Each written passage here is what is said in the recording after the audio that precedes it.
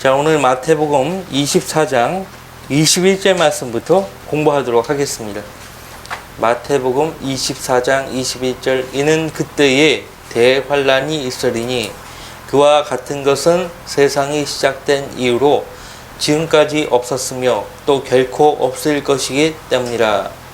성경은 문자적으로 읽고 믿어야 합니다. 이거 어떻게 영적으로 해석합니까? 시간을 언급하고 있죠. 그때에 대환란이 있으리니 그와 같은 것은 세상이 시작된 이후로 지금까지 없었으며 또 결코 없을 것이기 때문이라. 만일 그 날들이 단축되지 아니하면 어떤 육체도 구원받지 못하리라. 그러나 택함받은 사람들을 위하여, 택함받은 사람들은 유대인들을 가리킵니다. 그 날들이 단축될 것이다. 우리가 지난 시간에 요한계시록 12장과 13장에 걸쳐서 대환란의 기간을 우리가 살펴보았습니다. 다니엘서도 살펴보았죠. 한때와 두때와 반때라고 42달 동안이라고 말씀하고 있고, 일수로 계산해 보니까 1260일이라고 그렇게 말씀하고 있습니다. 1260일이 기본적인 수입니다. 1260일은 후 3년 반입니다. 후 3년 반. 다니엘서 12장 7절 말씀에 내가 들으니 강들 위에 있던 세마포를 입은 사람이 그의 오른손과 그의 왼손을 하늘로 들어 올리고 영원히 사시는 분으로 맹세하기를 한때와 두때와 반때가 되리니 그가 거룩한 백성의 권세를 흩어버리는 것을, 여기서 그는 적그리스도죠. 거룩한 백성의 권세를 흩어버리는 것을 마치게 되면 이 모든 일이 끝나게 되리라 하더라. 그리고 이제 11절 12절 보세요. 날마다 드리는 희생제가 폐지되고 멸망케 하는 가증한 것이 세워질 때부터, 이때는 이제 적그리스도를 가리키죠. 그 세워질 때부터 1290일이 될 것이니라. 1290일이 나오죠. 1260일에서 30일이 더해진 기간이에요. 유대인들은 30일이 한 달입니다. 한 달이 더해진 것이에요. 그 다음에 이제 12절에 기다려서 1335일에 이르는 자는 복이 있도다. 교회와 전혀 관계없습니다. 유대인들에게 관련된 말씀들이에요. 기다려서 1335일에 이르는 자는 복이 있도다. 왜 이런 말씀을 하고 있는지 우린 몰라요. 알 수 없어요.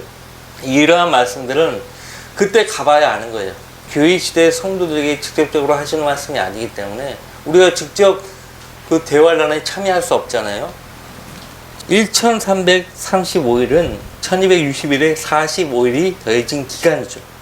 다니엘서 8장 14절 말씀에 보면 2300일이 나와요. 또 13절 14절 그때 내가 한 성도가 말하는 것을 들었는데 말하였던 그 어떤 성도에게 또 다른 성도가 말하기를 매일 드리는 희생제와 멸망의 죄가 즉 성소와 군대를 내어주어 발 아래 짓밟히게 하는 환상이 얼마나 오래 가겠느냐 하니 그가 나에게 말하기를 1300일까지니 그때의 성소가 깨끗하게 되리라 하였더라. 1300일까지니 그때의 성소가 깨끗하게 되리라. 아마도 대환란 이후로부터 천년왕국, 예수님이 다윗의 보좌에 앉아 통치하시기 시작하는 그 시점까지의 총 기간을 말씀하고 있는 것 같아요. 그러니까 1260일에 1040일이 더해진 기간이죠. 그러니까 성령님께서 이 기간들에 대한 정확한 계시를 바울 사도도, 사도 요한도 이 기간들에 대해서 뭐라고 말하고 있지 않아요. 요한계시록도 그렇고요. 그렇기 때문에 이 기간을 왜 이렇게 성경에서 설정하고 계시는가에 대한 정확한 이유를 우리는 확인할 수 없어요. 감추어진 것이에요. 어떤 사람들은요, 이 수들을 가지고요, 일종의 체계를 세우려고 하는데 성령께서 기간들에 대해서 교회 성도들에게 감추어 두셨으면 아주 확실합니다. 그래서 정확하게는 총 7년이요. 그러니까 360일이 1년이에요. 유대인들 입장에서는.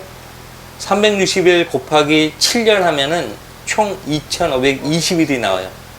2520일이 나와요. 아까 2300일이 나왔잖아요. 그러니까 이렇게 계산해도 저렇게 계산해도 뭐 답이 나오지 않아요. 중요한 것은 마태복음 24장에서 예수님이 이 대환란, 그러니까 후 3년 반입니다. 적그리스도가 시체를 드러내는 기간은 후 3년 반인데 이 나이들이 단축될 것이라고 말씀하고 있어요. 우리가 지금 1260일, 1290일, 1335일, 2300일 이렇게 계산하는 것은 별 의미가 없다는 거죠. 단축될 것이다 그렇게 말씀하고 있으니까요. 얼마나 그 대환란이 감당하기 어려우면 택함 받은 사람들을 위해서 그 나이들이 단축될 것이다. 단축되지 않으면 어떤 육체도 구원받지 못하리라고 예수님 말씀하십니까? 대환란은 교회의 성도들을 위한 기간이 아닙니다. 우리는 땅에서 심판받지 않고요. 공중에 들림받아 그리스도의 심판석 앞에서 심판받는 거예요. 땅에서 심판받는 것이 아니에요. 땅에서는 유대인들을 하나님이 다루시고 그 총 7년 기간 동안에는 공중에서는 그리스도인들, 신약교회의 성도들을 하나님이 다루신다고. 달라요. 그죠? 23절. 그때에 만일 누가 너희에게 말하기를 보라 그리스도가 여기 있다 혹은 저기 있다 하여도 믿지 말라. 그러니까 대환란 끝에 가서는 이러한 현상이 나타나는 거예요. 내가 그리스도라고 하는 사람들이 많이 나타날 것이라는 것이에요. 믿지 말라 이거예요. 24절. 거짓 그리스도들과 거짓 선자들이 일어나서 큰 표적들과 이적들을 보여주어 할 수만 있다면 그 택함 받은 자들도 미혹하리라.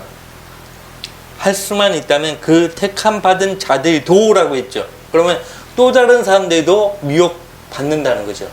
그 또 다른 사람들이 누구였어요? 교회 시대에 구원받지 못하고 대환란 때 남겨주는 이방인들을 가리키겠죠.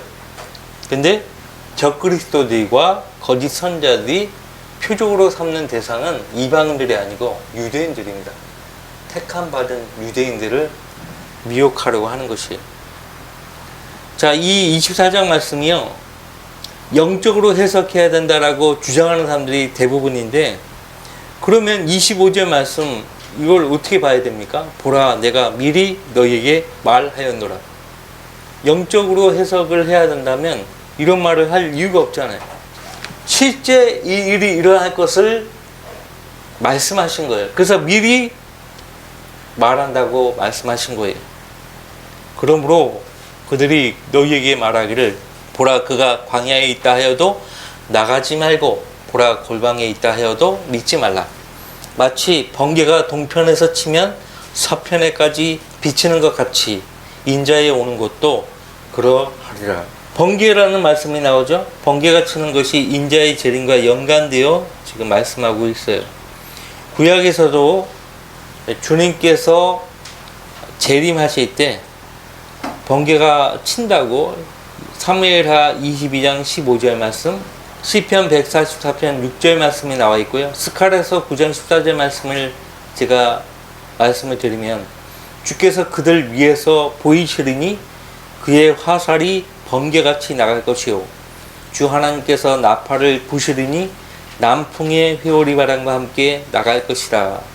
재림하셔서 땅에 사시는 예수 그리스도를 인자라고 말씀하고 있습니다. 28절 어디든지 시체가 있는 곳에는 독소리들이 함께 모이리라. 이 말씀도 요한계시록 16장과 19장에 가서 성취되는 거예요. 요한계시록 16장 보시면은 적그리스도의 통치하에 유엔의 군대가요 이스라엘을 대적하기 위해서요 몰려옵니다. 2억의 군대가 온다고 했죠. 유프라테스 강을 건넌다고 했죠. 유엔 군대예요. 그래서 이방인들이 연합해 가지고요 아마겟돈에 모여갖고 이스라엘 민족을 대적을 할 것이라고 말씀하고 있는데, 그때 예수님이 지상으로 재림하셔서요 그들을 다 한 번에 다 제거하시는 거예요. 피가 말 곱비까지 차오르는 거예요. 피가. 요한계시록 19장이 잘 나오죠. 거기에 보면 이제 시체가 깔리잖아요. 위대하신 하나님의 만찬의 새들과 독수리들을 초대하시는 것을 우리가 보게 됩니다. 이사야서 63장에 보스라에서 물들인 옷을 입고, 이 보스라는 시리아 지역이에요. 지금 현재 시리아 지역이고, 에돔에서 오는 이가 누구인가? 그의 의복이 화려하고 그의 능력의 위엄으로 거니는 이가 누구인가? 지금 현재는 요르단 지역에 있죠. 의로 말하는 난이 구원할 능력이 있는 나로다. 어찌하여 내 의복이 붉으며 내 옷이 포도즙 틀을 밟은 자 같은가? 진노의 포도즙 틀을 밟으신 거예요. 여러분들 요한계시록 19장을 잠깐 보세요. 요한계시록 19장 17절, 18절.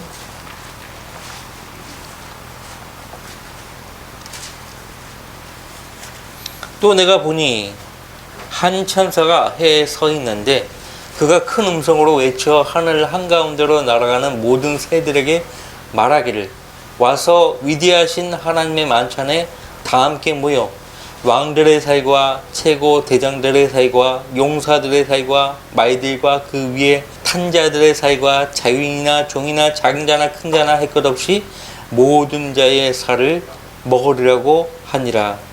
또 내가 보니 그 짐승과 땅의 왕들과 그들의 군대가 그 말 탄 분과 그의 군대에 대적하여 전쟁을 하려고 다 함께 모였더라.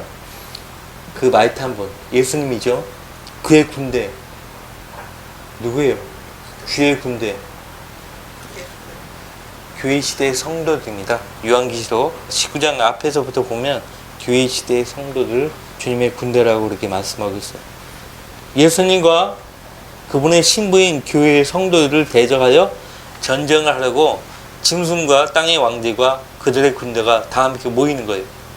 그러나 그 짐승이 잡히고 짐승 앞에서 기적들을 행하던 거짓 선자도 그와 함께 잡혔으니 그는 짐승과 더불어 그의 짐승의 표를 받은 자들과 그의 형상에 경배하는 자들을 속이던 자라.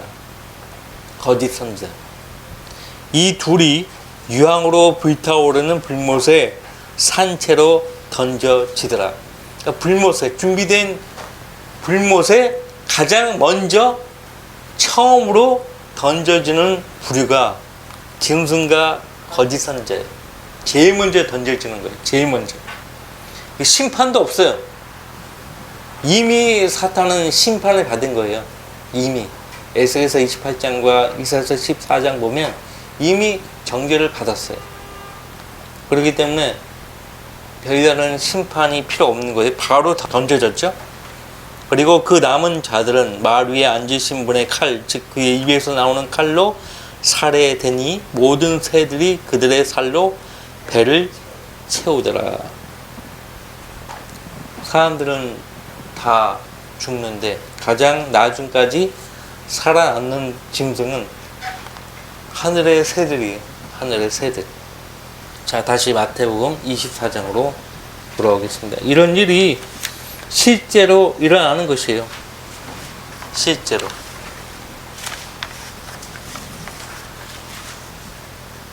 자, 29절. 그 날들의 환난 후에, 보세요. 정확한 시점이 기록되어 있잖아요. 그 날들의 환난 후에, 그러니까 대환란이 끝난 후에 즉시 해가 어두워지며 달이 그 빛을 내지 아니하며 별들이 하늘에서 떨어지고 또 하늘들의 권능들이 흔들릴 것이라. 그 후에 하늘에 있는 인자의 표적이 나타나리니 땅의 모든 지파들이 통곡할 것이며, 땅의 모든 지파들이라고 되어 있죠. 유대인들을 가리키는 거예요. 유대인들 12지파들을 가리키는 것이에요. 땅의 모든 지파들이 통곡할 것이며 또 그들은 인자가 권세와 큰 영광으로 하늘의 구름에 타고 오는 것을 보리라. 지상 재림이죠. 그러니까 대환란 후에 예수님이 지상으로 내려오실 때 해가 어두워지고 달이 그 빛을 내지 아니할 것이라고 말합니다. 언제 해가 어두워진 적이 있었죠? 언제? 그 태양을 창조하신 분이 인류의 죄 문제를 해결하기 위해서 십자가를 지실 때 해가 어두워졌었어요. 해가. 그죠? 왜? 창조주께서 인간의 죄 때문에 돌아가시는데 해가 감히 그분을 향해서 비칠 수가 없죠. 태양도 하나님의 창조물이에요. 하나님의 창조. 그분이 다시 내려오실 때 역시 해가 어두워지고 게다가 달이 그 빛을 내지 아니하며 별들이 하늘에서 떨어지고 별들 실제 행성들을 가리키기도 하지만은 요한계시록에 의하면요 천사들을 가리킵니다. 천사들도 떨어지는 거예요. 천사들이 하늘에서 떨어진다는 것은 그들이 마귀의 반역에 가담해서 타락할 것을 말씀하고 있는 거예요. 사람들, 천사들 다 피조물입니다. 피조물의 특징이 뭐라고 했어요? 타락한다. 지역교회 성도들도 타락해서 교회의 권위에 대적하고 세상으로 가버려요. 타락하는 거예요. 천사들도 타락하는 거예요. 우리가 확인할 수 없을 뿐이지 지금도 천사들 가운데 타락하는 천사들이 있을 거라고. 마귀에게 가담하는 거예요. 마귀에게 가담해서 하나님을 대적하는 천사들이 분명히 있을 거라고. 천사들은 셀 수가 없어요. 무수히 많다고 했어요. 무수히 많아요. 사람들보다 더 많아요. 그러니 타락하지 않겠냐고. 피조물은 불완전한 존재예요. 타락한다는 것 자체가 불완전한 존재라는 것을 입증하는 것이죠. 자, 그래서 31절 또 주께서 큰 나팔 소리와 함께 천사들을 보내시리니 그들이 하늘 이편 끝에서 저편 끝까지 사방에서 그의 택하신 사람들을 함께 모을 것이라. 여기서 그의 택하신 사람들은 누구인가 하니까 환난을 통과한 유대인 성도들이에요. 그들이 이제 예수님이 재림하시면 그때 들림받아 올라가는 거예요. 그래서 성경에 보면은 신약 성도들의 휴거가 나오고 여기 마태복음 24장 30절 말씀에 따르면 환난 유대인 성도들의 휴거가 나옴을 확인해 볼 수 있어요. 같이 보면 안 돼요. 이걸 그의 택하신 사람들을 교회 시대의 성도들이라고 보면 안 돼요. 그러면은 대환란을 통과하게 돼 있어요. 25장에서 나오는 그 처녀들도 교회 성도들이라고 보면은 큰일 나는 거예요. 표적은 말하고자 하는 것에 대한 그 징표로 주어지죠. 말하고자 하는 징표. 여러분들 그 창세기 1장 14절의 말씀에 해와 달과 별들은 표적으로 해서 창조된 것이고요. 무지개가 하나의 표적으로 주어졌죠. 할례도 마찬가지예요. 그러니까 하나님의 언약을 기억나게 하기 위해서요. 이런 표적이 주어진 거예요. 안식일도 유대 백성에게 표적으로 주어졌죠. 교회는 표적과 아무 관계가 없어요. 표적은 항상 유대인들과 연관이 있는 거예요. 교회 성도들과는 표적이 전혀 관계가 없어요. 우리 교회 시대의 성도들은요, 뭘 보고 믿는 사람들이 아니에요. 바울 사도도 고린도서 4장에서 보이는 것들은 잠깐뿐이지만 보이지 않는 것들은 영원하다라고 말씀하고 있잖아요. 우리는 눈에 보이는 것들을 붙잡는 사람들이 아니에요. 우린 처음부터 예수님을 보고 믿지 않았어요. 그렇죠? 그런데 예수님이 어떻게 생긴지 모르잖아요. 성경을 통해서만 알잖아요. 성경에 기록된 복음의 말씀을 우리가 믿은 거예요. 그 믿음을 하나님께서 귀히 여기신 거예요. 보지 않고 믿은 자들은 복이 있다고 했는데 그 복이 얼마나 큰 복인지 우리는 안다. 신부로 택하신 거예요. 저와 여러분들은. 보지 않고 믿었다는 이유 때문에 여러분들을 신부로 택하신 거예요. 여기 처녀들, 25장에 나오는 처녀들, 환난 유대인 성도들, 예루살렘의 딸들 다 이렇게 다양하게 표현하지만 그들은 교회가 될 수 없어요. 그러니까 여러분이 이 시대에 구원받은 그 일이 얼마나 소중한 일인지 아셔야 돼요. 자, 32절 무화과나무의 한 비유를 배우라. 그 가지가 유연해지고 잎이 나오면 여름이 가까운 줄 너희가 아나니 이와 같이 너희도 이 모든 것을 보면 그 일이 가까이 곧 문들 앞에 이른 줄 알라. 무화과나무의 한 비유를 배우라. 우리는 21장에서 이 무화과나무가 이스라엘과 관련되어 있다는 것을 확인해 봤죠.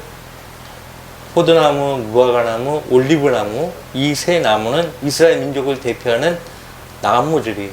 그죠? 올리브나무, 포도나무, 무화과나무가 나오면 무조건 이스라엘 민족과 연관된 말씀이라고 보시면 되는 거예요. 틀림없어요. 그렇게 따지면 요한복음 15장에 나오는 포도나무 있잖아요.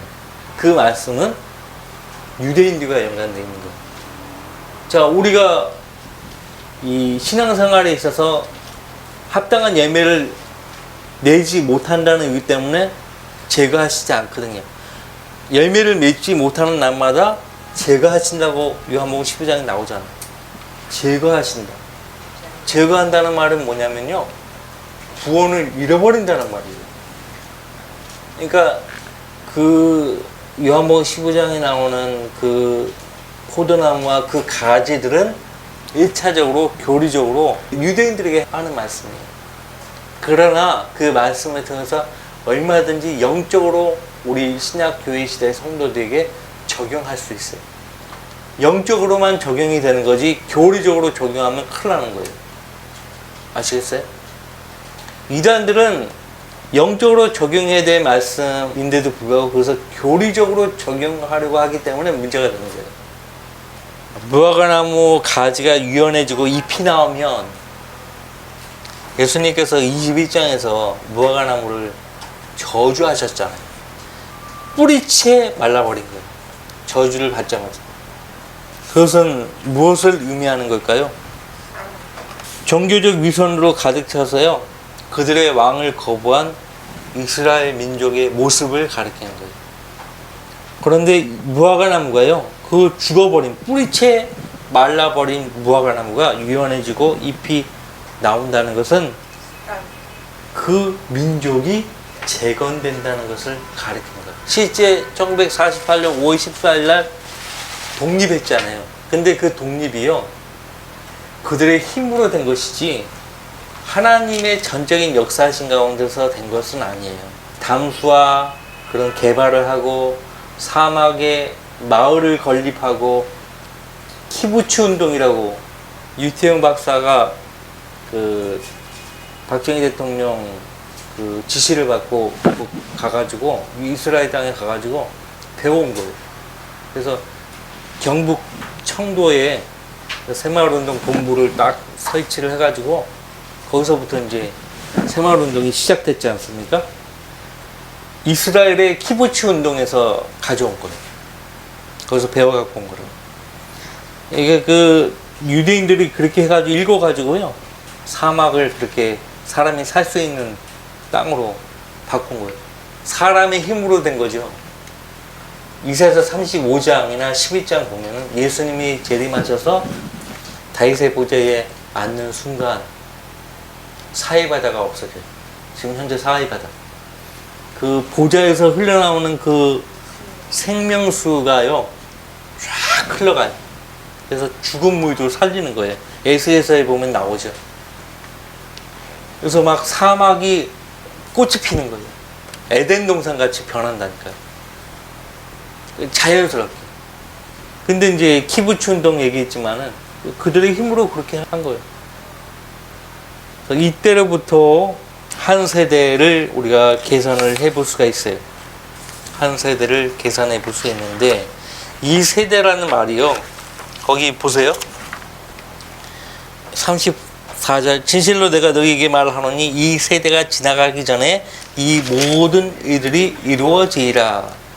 하늘과 땅은 없어져도 내 말들은 결코 없어지지 아니하리라. 이 35절 때문에 제가 찾게 된 거예요. 주님이 하늘과 땅은 없어져도 내 말들은 결코 없어지지 아니한다고 했는데, 내가 읽은 성경에는 없음.